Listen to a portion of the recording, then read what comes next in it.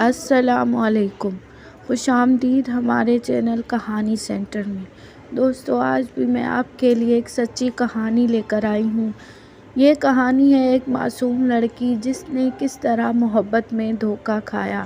لیکن اپنی کہانی شروع کرنے سے پہلے آپ سب سے گزارش ہے، اگر آپ ہمارے چینل پر نیو ہیں تو پلیز ہمارے چینل کو سبسکرائب کر لیں اور ساتھ میں لگے بیل آئیکن کے بٹن کو پریس کر دیں تاکہ ہماری ہر نیو آنے والی ویڈیو کی نوٹیفیکیشن آپ کو بر وقت ملتی رہے۔ شکریہ۔ کیا بد دعائیں ساری زندگی پیچھا کرتی ہیں؟ یا اللہ، تیرے دربار میں مجھ بد نصیب کی توبہ قبول نہ ہوئی۔ میں بد نصیب کرموں چلی، ماں باپ کی نافرمان۔ یا اللہ، یا رحمان، یا رحیم، تیرے دربار میں پچھلے کتنے برسوں سے شرمندہ ہاتھ باندھے کھڑی ہوں۔ میں سجدوں میں گڑ گڑا کر تجھ سے اور اپنے ماں باپ سے معافی مانگتی ہوں، عزت کی بھیک مانگتی ہوں، زندگی میں سر اٹھانا چاہتی ہوں۔ میرے مالک، صرف ایک بار تو مجھے معاف کر دے۔ میرے ماں باپ مجھے معاف کر دیں۔ میں اس رات آسمان کے نیچے رات کی تاریکی میں کھڑی ہوئی خدا سے گھنٹوں دعا مانگتی رہی۔ میرے مالک، برحق مجھ پر رحم کر، میرے ماں باپ کی قبروں پر سکون بھیج دے، میری توبہ قبول فرما، مجھے دنیا کے طعنوں سے بچا لے۔ میری روح کو گھن لگ گیا ہے، میری ریاستوں کو قبول فرما لے۔ میرے مالک، میری توبہ قبول فرما، میری بیٹی کو بھٹکنے سے بچا لے۔ میں ہچکیوں سے رو رہی تھی، میرا چہرہ، گردن اور سینہ آنسوؤں سے تر ہو رہا تھا اور نائلہ گمسم سی کھڑی ماں کا یہ روپ دیکھ رہی تھی۔ میری نظر نائلہ پر تھی، وہ کہیں جانے کے لیے تیار ہو رہی تھی۔ ہلکے گلابی کاٹن کے سوٹ پر گلابی سا ٹچ دیتا ہوا میک اپ اس کے چہرے کو ایک تازگی دے رہا تھا۔ بڑی بڑی غلافی آنکھیں کاجل سے سجی سنوری سحر انگیز لگ رہی تھیں۔ اس کی نرم و نازک گلابی انگلیاں بہت تیزی سے اس کی لمبی سی چوٹی میں بل ڈال رہی تھیں۔ وہ مسکراتی ہوئی بہت حسین لگ رہی تھی۔ جب اس عمر میں کوئی لڑکی بلا وجہ مسکرانے لگے، آنکھوں سے بولنے لگے اور جب وہ بیٹھے بیٹھے چونکنے لگے تو ماں کو ہوشیار ہو جانا چاہیے، اور اگر اس لمحے کو ماں نظر انداز کر جائے، اس لمحے میں غافل ہو جائے اور بے پرواہی سے جھٹک دے تو لڑکیاں ہاتھ سے نکل جاتی ہیں۔ میں شروع کرتی ہوں اپنی کہانی۔ میرا نام ہاجرہ ہے اور میری کہانی یہاں سے شروع ہوتی ہے۔ وہ میرے بھائی کا دوست تھا۔ اس کا ہمارے گھر بڑی بے تکلفی سے آنا جانا تھا۔ وہ بہت بزدل سنج تھا۔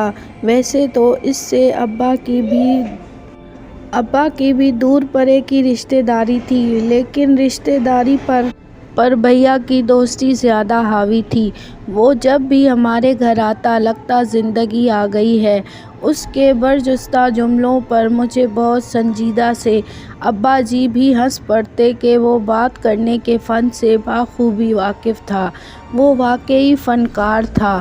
احسن جمال اکثر بھیا کی غیر موجودگی میں آتا اور میں گھنٹوں اس سے اپنی ہر بات، اپنی سہیلیوں کے قصے، اپنے اسکول کی باتیں، اور اس وقت اماں کچن میں مصروف ہوتی کہ وہ وقت ہمیشہ اماں کے کھانے پکانے کا ہوتا تھا۔ آخر احسن جمال ٹھیک اسی وقت ہمارے گھر کیوں آتا تھا جب بھیا اور ابا دکان پر اور اماں باورچی خانے میں مصروف ہوتی تھیں؟ کیا صرف 16 سال کی عمر میں آپ یہ بات سوچ سکتی ہیں؟ نہیں نا، تو میں نے بھی نہیں سوچی، لیکن اماں تو سوچ سکتی ہیں۔ وہ اوائل اپریل کے دن تھے۔ میں فرسٹ ایئر پری میڈیکل کی طالبہ تھی جب آل کراچی انٹر کالجز مقابلہ تقریر میں میری پہلی پوزیشن آئی تو مانو زمین پر پیر ہی نہ ٹکتے تھے۔ ہر ایرے گیرے کو میں اپنی ٹرافی دکھاتی پھرتی، اور جب احسن بھائی آئے تو ان کے سامنے بھی ٹرافی لے کر پہنچ گئی۔ دیکھیں احسن بھائی، سینٹ جوزف کالج میں مقابلہ تقاریر میں 24 کالجوں کے طلباء و طالبات کے درمیان مقابلہ تھا۔ مجھے اس سال کی بہترین مقررہ کی ٹرافی ملی ہے۔ میں پھولی سانسوں کے درمیان احسن بھائی کو راستے ہی میں روک کر اپنی ٹرافی دکھانے لگی۔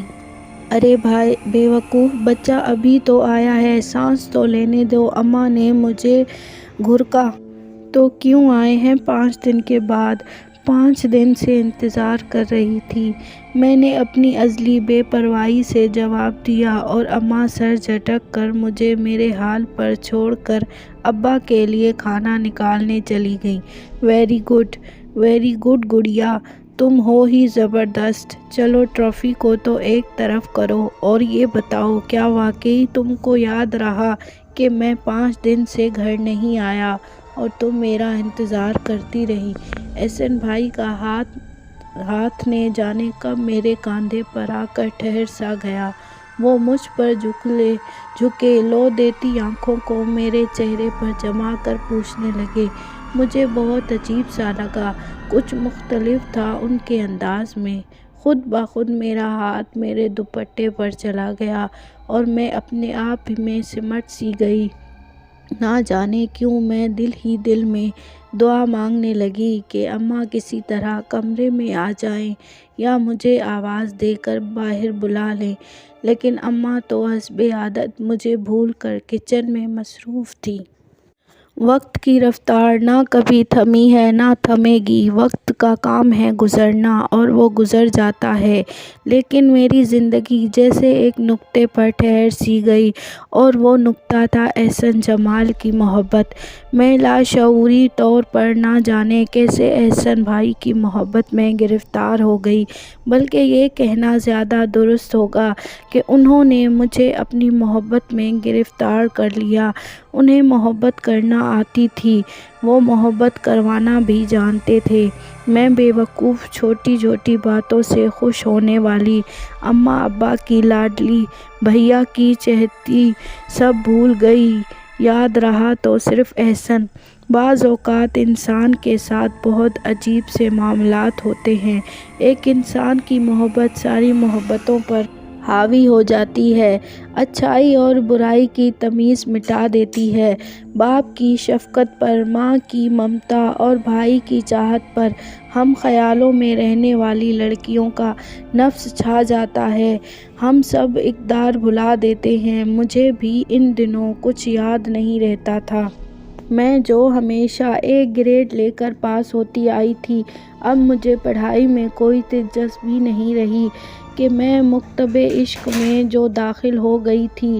احسن نے بہت آہستہ آہستہ اور غیر محسوس انداز میں اپنی محبت کی زنجیریں مجھے پہنا دی تھیں، اور میں نے خوشی خوشی یہ زنجیریں اپنے پاؤں میں پہن لیں۔ مجھے اب بھی اکثر وہ لمحہ یاد آتا ہے جب چند ثانیوں میں دل کی سلطنت لٹی تھی، جب میں نے خاموشی سے اپنا دل کسی کے قدموں میں ڈال دیا تھا، جب میں بالکل بھول گئی تھی کہ میں اپنے ماں باپ کو دھوکہ دینے کے جرم میں کبھی بھی گرفتاری پا سکتی ہوں۔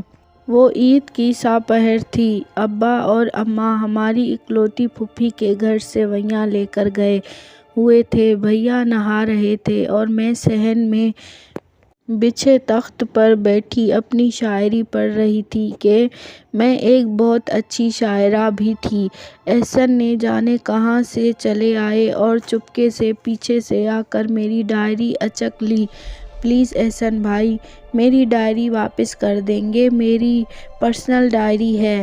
میں پنجوں کے بل اچ کر ان کے ہاتھ سے ڈائری لینے کی کوشش کرنے لگی، اور نہ جانے کیسے بالکل اچانک انہوں نے میرا ہاتھ اپنے دونوں ہاتھوں میں پکڑ لیا۔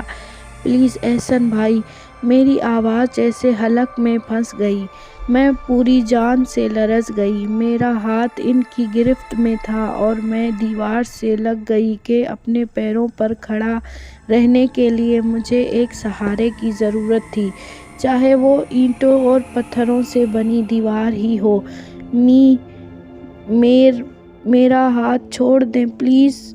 ڈائری میرے ذہن سے نکل گئی، لیکن ہاتھ پیروں میں عجیب سی سنسناہٹ سی ہونے لگی کہ زندگی میں پہلی مرتبہ میں ایک نئے احساس اور تجربے سے گزر رہی تھی، اور جب میں نے ان کی طرف دیکھا تو مجھے ایک عجیب سا احساس ہوا۔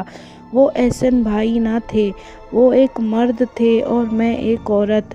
بس وہیں سے عورت اور مرد کی کہانی شروع ہو گئی۔ احسن بھائی نے آہستگی سے میرا ہاتھ اپنے لبوں سے لگا کر چھوڑ دیا اور آہستہ سے میرے کان میں گنگنا کر کہا، اب تم مجھے احسن بھائی نہ کہا کرو، کیونکہ میں تمہارا بھائی نہیں ہوں، بے وقوف۔ ان کے ہونٹوں پر ایک دل آویز مسکراہٹ تھی اور اسی لمحے سے وہ میرے لیے احسن ہو گئے۔ وہ جب بھی گھر آتے ان کی خوبصورت آنکھوں میں جذبے بولتے اور ان سے چھپتی پھرتی لگتی کیا کبھی کوئی محبت سی چھپ سکا ہے؟ ماؤں کی نظریں اس قدر کمزور کیوں ہو جاتی ہیں؟ بیٹیوں کے لیے تو ماؤں کی تو نظریں عقاب جیسی ہونی چاہیے۔ منافق ہونے کی ایک نشانی یہ بھی تو ہوتی ہے کہ وہ لوگ امین نہیں ہوتے، اور بیٹیاں بھی تو امانت ہوتی ہیں۔ تو کیا میری ماں منافق تھیں؟ جب گھروں میں پکے پھل کی طرح بیٹیاں موجود ہوں تو ان کی مائیں کیسے بے خبری کی نیند سو جاتی ہیں، ان کے اٹھتے قدموں اور لبوں کی مسکراہٹ کو کیسے نظر انداز کر دیتی ہیں۔ وہ مائیں جو گھروں میں آنے والے پتھروں کو نظر انداز کر دیں، وہ مائیں جن کی نظریں بیٹیوں کے قدموں کے ساتھ نہ اٹھیں، وہ مائیں جو ایک امانت صحیح طور پر نہ سنبھال سکیں، کیا وہ مائیں ماں کہلانے کی حقدار ہوتی ہیں؟ خدا نے ایسے ہی تو جنت ماں کے قدموں تلے نہیں رکھ دی۔ ماں کی ذمہ داری باپ سے بھی سوا ہوتی ہے۔ میری ماں بھی شاید ایک بے پرواہ اور اپنے آپ میں مگن رہنے والی عورت تھی۔ میں اور احسن گھنٹوں صحن میں باتیں کرتے تھے، لوڈو کھیلتے تھے اور کبھی کیرم کی بازی جماتے، اور وہ اندر بیٹھی ٹی وی دیکھتی رہتی یا پھر کسی کام میں مصروف رہتی۔ شاید ان کے گمان میں بھی کچھ نہ ہو، بس میں جلد ہی اپنی گڑیا کو اپنے گھر لے جاؤں گی۔ اس روز میں جیسے ہی کالج سے گھر آئی، میری اکلوتی پھوپھی نے مجھے سینے سے لگا کر ابا سے کہا، اور میری نظریں میز پر رکھے مٹھائی کے ڈبے پر جم سی گئیں۔ ہاں آپا، جب دل چاہے لے جاؤ، اماں نے مسکراتی نظروں سے ابا کو دیکھتے ہوئے کہا۔ ارے کوئی میری بچی سے تو پوچھ لے، پھوپھی نے میرے دھواں چہرے پر نظریں جما کر ابا سے کہا۔ ارے آپا، یہ میری بیٹی ہے، میری جان، میری زندگی، اس کی میں نے تربیت ہی ایسی کی ہے، میں جانتا ہوں میری مرضی ہی اس کی رضا ہے۔ میری بیٹی نے کبھی مجھ سے اختلاف نہیں کیا تو اب بھی میرا مان رکھے گی۔ ابا کی آواز اور لہجے میں ایک محبت بھرا مان جھلک رہا تھا، اور میں نے ابا کا مان ہی نہیں بلکہ پورے خاندان کا مان توڑ دیا۔ سب کچھ میری ضد اور ہٹ دھرمی کے سامنے بکھر گیا، اور پھر ایک روز ابا پھوپھی کو بلا کر کہا، اسے یہاں سے لے جاؤ، تم اسے اپنی بیٹی کہتی ہو، اس ناحجاز کو چاہو تو اپنے گھر سے اس کے عاشق کے ساتھ رخصت کر دو۔ اور میری پیاری پھوپھی خاموشی سے مجھے لے کر اپنے گھر چلی آئیں کہ انہیں ڈر تھا کہیں مان اور فخر کے ٹوٹنے سے ان کا بھائی مر ہی نہ جائے۔ اور پھر چند آدمیوں کی موجودگی میں میرا نکاح احسن جمال سے ہو گیا، اور وقت رخصت مجھے یہ خیال تک نہ آیا کہ ابا اور اماں آئے تک نہیں ہیں۔ جب میں رخصت ہونے لگی تو میرے بھائی نے میرا راستہ روک لیا۔ اب تم جس طرح رہو، جس حال میں بھی رہو، ہمارا تم سے کوئی تعلق نہیں ہوگا۔ ہم مر بھی جائیں تو ہمارے جنازوں میں نہ آنا، اور ساری زندگی ہم تمہاری شکل بھی دیکھنا نہیں چاہتے۔ یقیناً تمہارے لیے یہ رخصتی ہوگی، لیکن ہم نے تمہارا جنازہ اٹھایا ہے، اور جنازے واپس نہیں آتے، اور تمہارے لیے بھی واپسی کے دروازے بند ہیں۔ احسن کے والدین نے مجھے قبول نہیں کیا، لہٰذا میں کچھ دن احسن کے دوست کے گھر رہی اور پھر ہم نے 2 مرلے کا ایک مکان کرائے پر لے لیا اور زندگی شروع ہو گئی۔ زندگی کیا ہوتی ہے، دھوپ کیسے بدن کو جلاتی ہے، تپتی زمین پر ننگے پیر کھڑا ہونا کتنا تکلیف دہ ہوتا ہے، مجھے چند دن ہی میں اندازہ ہو گیا۔ احسن فطری طور پر ہڈ حرام اور نکما انسان تھا، اس کی سرشت میں محنت تھی ہی نہیں، جب بھی وہ گھنٹوں ہمارے گھر میں اپنا وقت بتاتا تھا۔ بقول اس کے کہ اس نے مجھ سے شادی ہی اس لیے کی تھی کہ میں اکلوتی بیٹی اور میرا باپ مالدار آدمی تھا، وہ رات دن میرے باپ اور بھائی کو گالیاں دیتا کہ انہوں نے مجھے خالی ہاتھ رخصت کر دیا، جبکہ میرے ماں باپ نے پھر بھی ضرورت کی ہر چیز مجھے دی تھی۔ لیکن احسن نے نہ جانے کیا کیا امیدیں لگائے بیٹھا تھا، اور یوں پہلے زیور بکا اور پھر جہیز کے برتن تک بک گئے۔ جن گھروں کی بنیادیں بد دعاؤں اور آہوں پر رکھی گئی ہوں، جن کی اینٹ کسی کی عزت کو روند کر رکھی ہو، جہاں صرف نفس کی اجارہ داری ہو، خود غرضی ہو، بے حسی ہو، وہ 4 دیواری والے مکان تو ہوتے ہیں، گھر نہیں ہوتے، اور میں بھی ان مکان میں رہتی رہی جہاں احسن نے مجھے کوئی خوشی نہیں دی سوائے نائلہ کے۔ نائلہ کی پیدائش نے میرے لیے ذلتوں اور ندامتوں کے در کھول دیے۔ احسن خود کمزور کردار کا مرد تھا، اس لیے ہر لمحہ مجھ پر شک کرتا، کبھی اسے نائلہ کی شکل پڑوسی میں ملتی لگتی، کبھی وہ اسے اپنے بھائی کی بیٹی کہنے لگتا، اور جو کبھی مون میں ہوتا اور میں روتی اس کی زیادتیوں پر تو وہ جملے دہراتا جو اس کی حمایت میں نے اپنے ماں باپ سے کہے تھے، اور پھر میرے نیک باپ کو گالیاں دینے لگتا جو اس بے کسی کی حالت میں ہماری کوئی مدد نہیں کرتے۔ اس کے لاکھ اصرار کے باوجود میں کبھی اپنے باپ کی دہلیز پر نہ گئی کہ مجھے اب احساس ہوا کہ میرا تو منہ ہی نہیں ہے کہ میں کسی عزت دار آدمی کا سامنا کر سکوں، اور وہ تو میرے ماں باپ ہیں جنہوں نے مجھے شیشے کی گڑیا کی طرح پالا تھا۔ وہ ایک نادانی، پتہ نہیں صرف میری نادانی تھی یا میری ماں کی غفلت، میرے باپ کا اندھا اعتماد تھا یا میرے بھائی کی بے لوث محبت، مجھے کیسے کیسے نہ رلایا۔ میرے پیارے ابا کا آخری دیدار میں نے مسجد میں کیا کہ گھر کی دہلیز پر سے اماں نے مجھے دھکے دے کر نکال دیا تھا، اور جب میری ماں نے اس دار فانی سے کوچ کیا تو بھائی نے ان کا چہرہ بھی دیکھنے نہ دیا کہ یہ میری ماں کی وصیت تھی۔ ہم جیسی بیٹیوں کے ساتھ ایسا ہی ہونا چاہیے، جو ماں باپ کی عزت کو اپنے نفس پر قربان کر دیں، جو بھائیوں کا اعتماد برباد کر دیں، جو خاندان میں آنے والی نسلوں کو شرمندگی کی دلدل میں دھکیل دیں۔ ان کے ساتھ اس سے بھی پرسلوک ہونا چاہیے، انہیں سنگسار کر دینا چاہیے۔ شادی کے صرف 7 برس کے بعد، جب نائلہ صرف 5 سال کی تھی، احسن نے ایک رقاصہ کے لیے مجھے طلاق دے کر اپنی دوسری دنیا بسا لی، اور میں صرف 28 سال کی عمر میں بیوہ کا روپ بھر کر نئے شہر میں کرایہ دار کی حیثیت سے اس تخت پر کپڑوں کے ڈھیر کے ساتھ مشین لے کر بیٹھ گئی، اور 20 سال مشین چلاتے چلاتے میں بھول گئی کہ مکافات عمل اور میرے ماں باپ کی بد دعا کبھی میرا پیچھا نہیں چھوڑے گی، اور یہ باپ کی بد دعا کبھی میرا پیچھا نہیں چھوڑے گی، اور یہ اس کا کاغذ سے گویا ایک آگ نکل رہی ہے۔ پتہ نہیں امی کو کیا ہو گیا ہے، صبح سے کمرہ بند کیے لیٹی ہیں، دوپہر کا کھانا کھایا اور نہ ہی شام کی چائے پی، شاید مجھ سے ناراض ہیں، لیکن میں نے تو کچھ نہیں کیا۔ نائلہ گمسم سی باورچی خانے میں اپنے آپ سے ہی بولے جا رہی تھی۔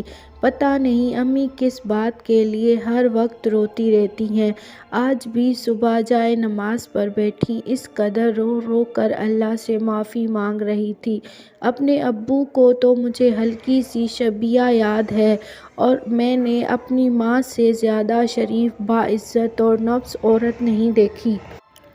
پوری زندگی امی نے انتہائی شرافت سے گزار دی۔ پتہ نہیں کس گناہ کو یاد کرتی ہیں۔ امی کو ماموں بھی بہت یاد آتے ہیں۔ میرے نانا نانی تو چلو اللہ کو پیارے ہو گئے، لیکن ماموں تو زندہ ہیں، وہ ہم سے کیوں نہیں ملتے؟ امی بھی میرے اس سوال کا کوئی جواب نہیں دیتی۔ میں نے ہمیشہ امی کو خوش رکھنے کی کوشش کی ہے۔ جو امی نے کہا وہ مانا، لیکن بعض اوقات امی کا رویہ میرے ساتھ بہت تلخ ہو جاتا ہے، لیکن مجھے پھر بھی کوئی شکایت نہیں ہے۔ امی جو کچھ کرتی ہیں میرے بھلائی کے لیے ہی کرتی ہیں۔ میرا کتنا دل چاہتا ہے کہ میں انہیں سہیلیوں کے گھر جاؤں یا انہیں اپنے گھر بلاؤں، لیکن امی کو پسند ہی نہیں ہے۔ برابر والی خالہ کی صغرا کتنی اچھی ہے، امی کو اس سے دوستی پر کوئی اعتراض نہیں، لیکن ان کے گھر بھی امی مجھے اپنے ساتھ لے کر جاتی ہیں اور اپنے ساتھ لے کر آتی ہیں، لیکن میں اپنی امی کے لیے سب کچھ کر سکتی ہوں۔ میرے اللہ، میں اپنی امی کو ایک دفعہ ہنستے ہوئے دیکھنا چاہتی ہوں۔ میری سب سہیلیاں کہتی ہیں کہ میری امی بہت خوبصورت ہیں۔ جب یہ بات میں نے امی کو بتائی تو نہ جانے امی کیوں پھوٹ پھوٹ کر رو دیں۔ نائلہ صبح سے خود سے باتیں کرتے کرتے جیسے تھک سی گئی، اس سے قطع نظر کہ میں اس کی بڑبڑاہٹ بھی سن رہی تھی۔ رات 9:15 بجے کا وقت تھا۔ سردیوں کی راتوں میں لگتا ہے چاند بھی سردی سے چھپ جاتا ہے۔ ہر طرف خاموشی اور ایک اداسی تھی۔ ہر طرف پھیلا ہوا گہرا سکوت ایک عجیب سا تاثر دے رہا تھا۔ گہرے سرخ رنگ کے سوٹ پر سیاہ چادر اوڑھے میں اندھیری دیوار کی طرف منہ کیے جانے کیا کچھ سوچ رہی تھی کہ کسی نے سوکھے ہوئے پتوں پر پیر رکھا اور پتوں کی چھرچھراہٹ نے ماحول میں ایک عجیب سا خوف پیدا کر دیا۔ میں اپنی سوچوں میں غرق تھی۔ سردی سے ہاتھ برف ہو رہے تھے اور ٹانگیں کسی انجانے خوف سے کپ کپا رہی تھیں، لیکن آنے والا لمحہ فیصلے کا تھا اور میں لمحے کا سامنا کرنے کے لیے ہمت جمع کر رہی تھی کہ آنے والا بالکل قریب آ گیا۔ میرے پورے جسم میں ایک سرد سی لہر دوڑ گئی اور آنے والے نے کہا، تم آ گئی۔ مجھے یقین تھا کہ تم ضرور آؤ گی، کہ میں جو بات کرنے جا رہا ہوں وہ تمہاری زندگی میں روشنی بھر دے گی۔ آنے والے کی آواز میں بلا کی خوشی تھی۔ ہاں، میں آ گئی ہوں عارف، امتیاز، کہ مجھے آنا ہی تھا۔ میں ایک دم پلٹ کر بولی اور عارف امتیاز کو ایسا لگا کہ آسمان اس کے سر پر گر گیا ہے اور اس کے قدموں کے نیچے زمین نہیں رہی۔ یہ کیا ہے؟ میں نے اپنی مٹھی اس کے سامنے کھول دی۔ وہ کاغذ جو صبح سے میری ہتھیلی جلا رہا تھا، وہ عارف امتیاز کا خط تھا، میری بیٹی کے نام۔ نائلہ، تم سے بہت ضروری بات کرنی ہے، ایسی بات جو ہماری زندگیوں کو خوشیوں سے بھر دے گی۔ میں امید کرتا ہوں تم رات 9 بجے گھر کے پیچھے بنے پارک میں مجھ سے ضرور ملو گی۔ عارف امتیاز۔ عارف دھواں چہرے کے ساتھ میری طرف دیکھ رہا تھا۔ اس کی آواز حلق میں کہیں پھنس گئی۔ تم نے یہ کیسے سوچ لیا کہ میری بیٹی کو تم اتنی آسانی سے بے وقوف بنا لو گے؟ وہ میری بیٹی ہے، ایک امتحان سے گزری ہوئی عورت کی بیٹی ہے۔ اس عورت کی بیٹی جس کی پوری زندگی ایک غلطی کی تاوان ادا کرتے ہوئے گزر گئی۔ میں نے اپنی پوری زندگی ایک ماں کی غفلت کا تاوان ادا کرتے ہوئے گزار دی۔ بے پرواہ ماں تو مرغی جیسے چھوٹے جانوروں سے بھی بدتر ہوتی ہے۔ وہ چیل کو دیکھ کر کم از کم اپنے بچوں کو پروں میں چھپا تو لیتی ہے، لیکن ایک بے پرواہ عاقبت نااندیش ماں اپنی اولاد کو کووں اور چیلوں کو آسمان سے منڈلاتے دیکھنے کے باوجود کیوں نہیں لپک کر اپنے پروں میں چھپاتی؟ خود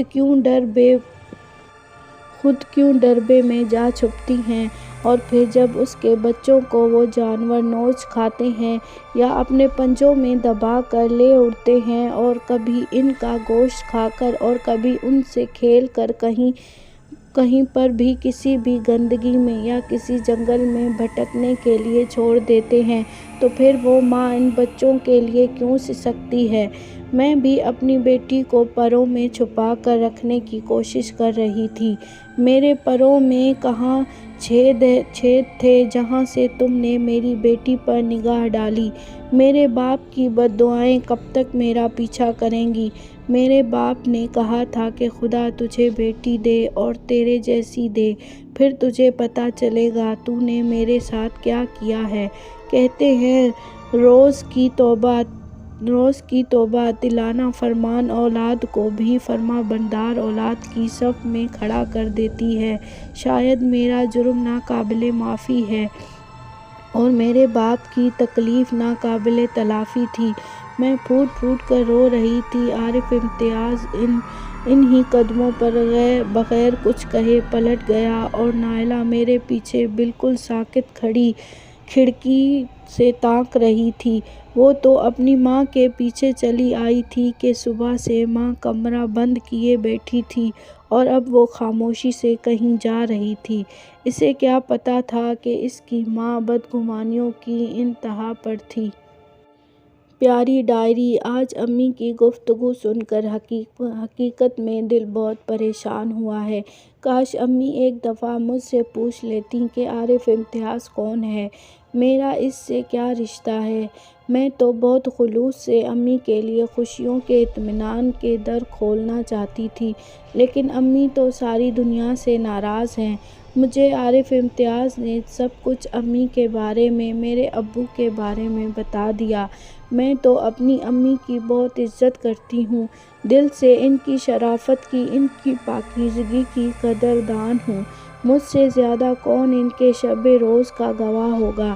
کاش امی کبھی اپنے دل کا بوجھ ہلکا کر لیتیں۔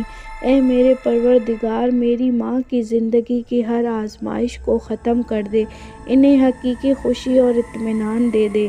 اچھا پیاری ڈائری، میں سو رہی ہوں، تم سے کل باتیں کروں گی۔ نائلہ کی ڈائری پڑھ کر مجھے نہ جانے کیا ہوا تھا۔ میں جب کبھی نائلہ کو خاموشی سے گھر کے کاموں میں مصروف دیکھتی تو دل میں ایک ہوک سی اٹھتی اور لب پر یہی دعا کہ یا اللہ میری نیک سعادت مند بیٹی کا نصیب کھول دے، میرا تو تیرے سوا کوئی نہیں ہے۔ میرے مالک، میرے گناہوں کی سزا میری بچی کو نہ دے، اس کا نصیب کھول دے، اس کے نصیب میں جو بھی تو نے لکھا ہے اسے بھیج دے تاکہ وہ اپنی امانت لے جائے اور میں سکون سے مر سکوں۔ مگر اس نے خود سے امی دیکھے کون آیا ہے؟ میں اپنے خیالوں میں گم تھی کہ نائلہ کی خوشی سے پھر پورا لرز اٹھی۔ لرزتی ہوئی آواز مجھے اس دنیا میں واپس لے آئی اور آنے والے پر نظر پڑتے ہی مجھے ایسا لگا کہ سوکھے دھانوں پر پانی پڑ گیا، جیسے آنکھوں میں دریا اتر گیا، جیسے زندگی کو عنوان مل گیا۔ آنے والے بھیا تھے، کیسے نہ میں اپنے خون کو پہچانتی۔ ان کے ساتھ وہ یقیناً میری بھابھی تھیں اور ساتھ کھڑے دو نوجوان لڑکوں میں عارف امتیاز بھی تھا۔ اف خدا! عارف امتیاز میرے بھیا کے ساتھ، کہیں یہ میرا بھتیجا تو نہیں؟ میں اب بھائی کے سینے سے لگ کر رو رہی تھی۔ غلطی صرف تمہاری نہیں ہاجرہ، ہماری بھی تھی۔ تم صرف بہن کہاں، تم تو میری بیٹی تھی۔ ہمیں معاف کر دینا چاہیے تھا تمہیں۔